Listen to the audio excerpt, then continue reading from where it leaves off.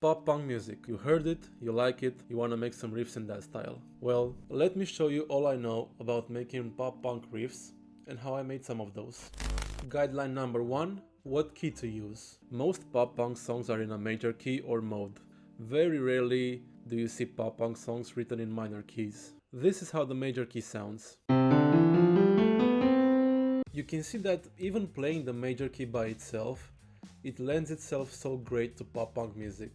Think of the youthful, energetic, nostalgic pop punk songs. Yeah, those most likely use the major key. While we are here, let's also take a quick look at the minor key. Think of the more angsty and sadder songs, like Boulevard of Broken Dreams or some songs by The Offspring. Those use the minor key. I'll be using the major key in this video and in the riff that I made, so let's move on. Guideline number 3. How to choose the chords. Right now I'll be talking about the positions of the major key, meaning from 1 to 7. The most common chords, the foundational bricks as I say, are the 1 and the 5. The 1 to 5 and the 5 to 1 will always sound good no matter what.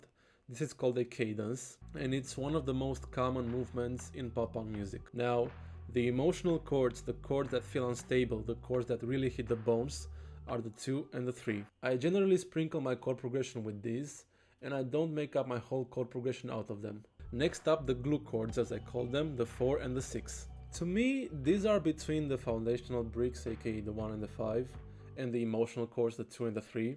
And as the name implies, they are used to glue other chords together. And finally, the special chord, the 7. I'll tell you why later. For now, let's move on to the type of chords to use. Guideline number 3. What types of chords to use? 99% of chords used in pop punk music are power chords. That means root, fifth, and sometimes octave. You can also find major and minor chords played in root position, and inverted power chords also. I mean, you can also find other types of chords, but they're rare. With that in mind, I'm gonna go over how I translate feelings and emotions into the riffs that I'll show you. If you don't have a guitar, I got you. I'll make a video in the future on how to make MIDI guitar for pop punk. Guideline number 4. How to think about writing riffs, aka the emotions. You need a direction when writing music, or for that matter, writing riffs. Pay close attention to this. The listeners don't care about the technical details of your song. They don't care what chords, what guitar, what fucking drums you use, nothing. Nothing. They only care how the song makes them feel.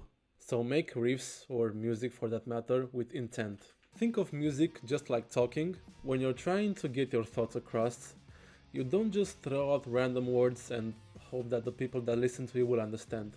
No, you choose your words carefully so that they reflect exactly how you feel. So do the same when writing music. Now back to loops. This is the first loop. It's called I'd Rather Not Know.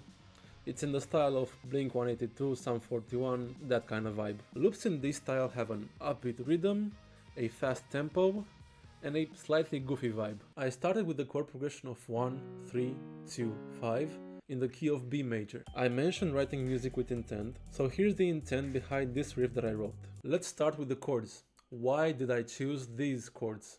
Well, let's take the title and break it down. The title is I'd Rather Not Know. It implies that there's some sort of hidden emotion or feeling underneath a ignorant attitude. You'd rather not know about something that bothers you, not deal with a thing, and you decide to remain unaware of it. If you remember guideline number 3, the positions of the major scale, I mentioned the 2 and the 3 as being the emotional chords. These 3 and 2 chords are the emotion that is buried inside, and when surrounded with the 1 and the 5, aka the foundational bricks, this is what gives the whole dying on the inside but cool on the outside vibe. This is what a lot of Psalms and Blink-182 songs feel like to me. Rhythms in pop punk riffs are fairly straightforward, so I chose a simple one for this. As a general rule of thumb, busier rhythms mean more energy, and more relaxed rhythms are for the more laid-back songs. Then I added this open strum here playing the zeros to give it some more movement.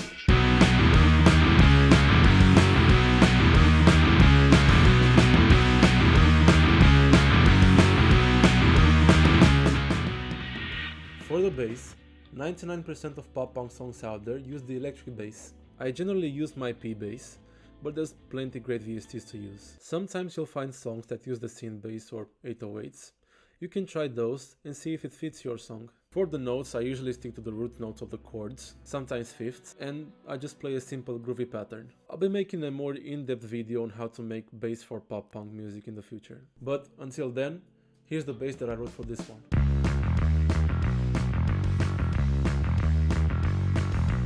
In this next part of the loop, I played some different chords. I played a 1, 2, 6, flat 7. Here is where I get away from the major scale for a moment, and as I told you that I will do, I will talk about what's so special about the 7 chord. In a major scale, the 7 is a diminished chord and usually does not fit the pop punk sound at all. Here's how it sounds.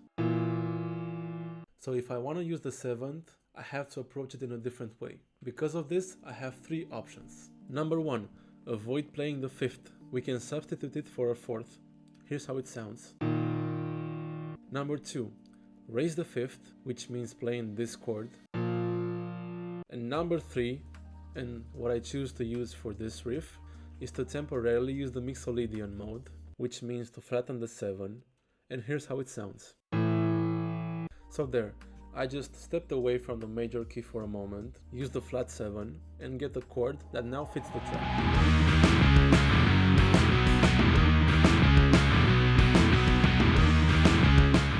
And that whole loop that I played should be the chorus of the song. Now that we have that, let's take a look at how I built the riffs for the verses. For the first verse, this is what I wrote.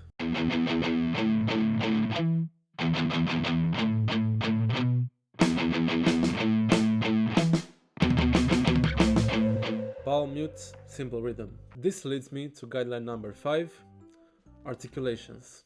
That's just a fancy way of saying play strums, arpeggios, palm mutes, harmonics, to use the guitar to its fullest. Next up we have Avril Lavigne and MGK style loops, and I also have a very important point that I will reveal to you later. This loop I called Last Time We Speak. I started with these chords.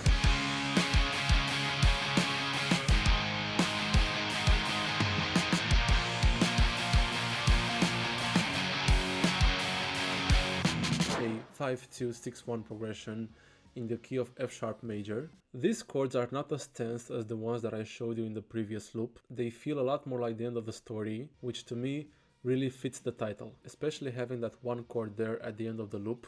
It gives a really satisfying end of the road feeling. I also used an upbeat rhythm to really fit that Avril Lavigne and MGK style songs. And for the bass, I stuck to the root notes of the chords.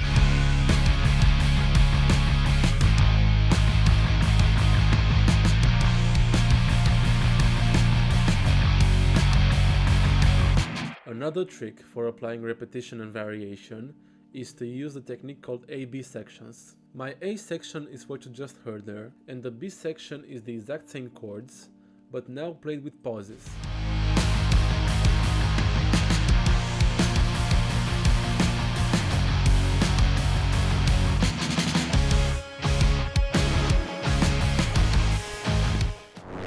An essential aspect to really nailing those Avril Lavigne riffs is harmonizing chords.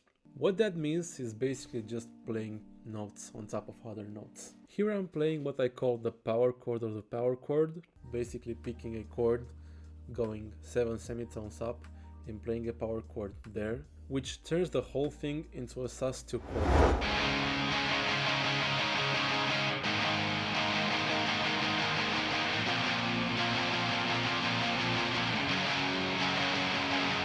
And as you can hear, it gives a really nostalgic and classic pop punk sound. Now, as I did in the first loop, let's go over the riff that I wrote for the verse in this one.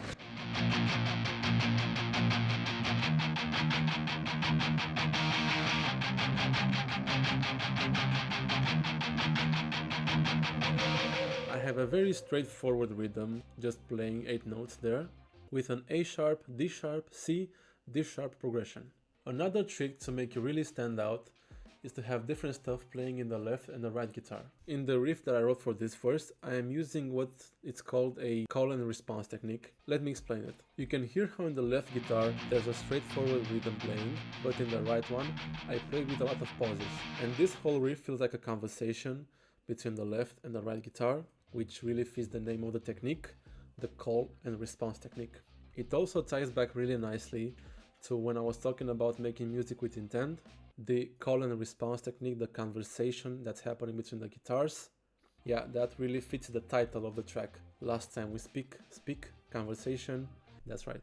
If you'd like to see a full breakdown of this loop and how to make Avril Lavigne type beats, I'll link the video in the cards and in the description below. But let's continue with the next riffs for now. And I can finally make the point that I wanted to make earlier, which is one of the most important things when learning how to write riffs. Do your research.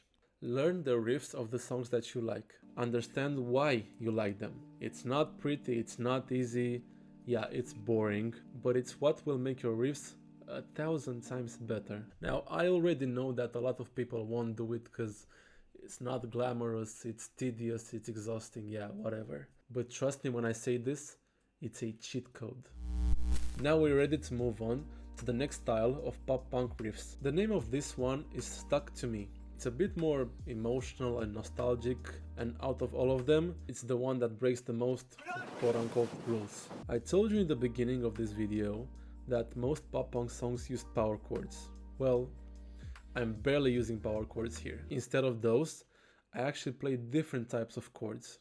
My chord progression is in D major, and it's a 1 major, 2 sus4, or inverted power chord if you want to call it that, a 6 power chord, and a 3 major.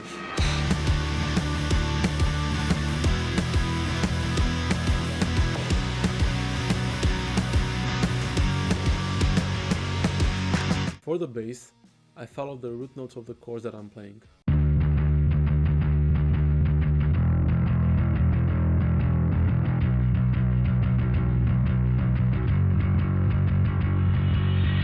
Also, in the second half of this, I also added a guitar lead.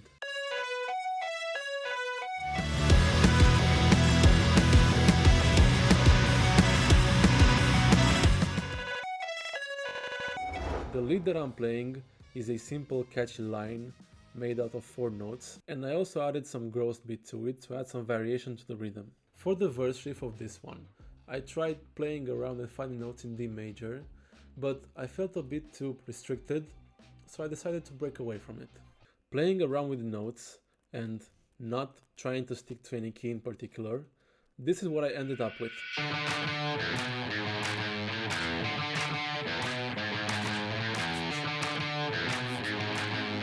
Because of the notes that I chose, the riff ends up being in D Lydian. The Lydian mode is very similar to the major key, it just has a slightly dreamier vibe to it. And I really like this idea of the dreamier vibe because of the title. Stuck to Me kind of feels like you're reminiscing about a good relationship. Anyways, here is the scale that I'm talking about.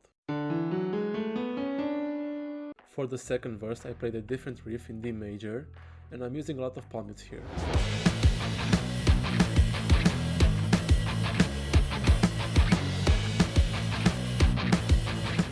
Like I said in the Avril Lavigne type beats tutorial, dynamics are extremely important when writing songs. This is the reason why the riff in the second verse is so different to the riff in the first one. In comparison to the first verse and also the chorus, where you have this really dreamy feeling, this riff in the second verse pulls you in the complete opposite direction. You can see how quickly I'm changing the chords of the riff, making it feel a lot more energetic, which is the opposite of dreaming. As always, none of the advice that I give you matter if it does not sound good. Your ears always come first before any theory. But even more important than that is actually doing. No amount of tutorials or theory will make you better at creating music or writing riffs than actually doing that. Nothing else. Not talking about it, not planning to do it, not learning how to do it, nothing else. Doing it is all that matters in the end. We are willing to do a video where we review your guys' riffs, so if you're interested in that, please submit some riffs in the link down below. And also, if you like the tones, aka how the guitars sound in this video, we'll make a separate video on how to achieve the same tones from scratch.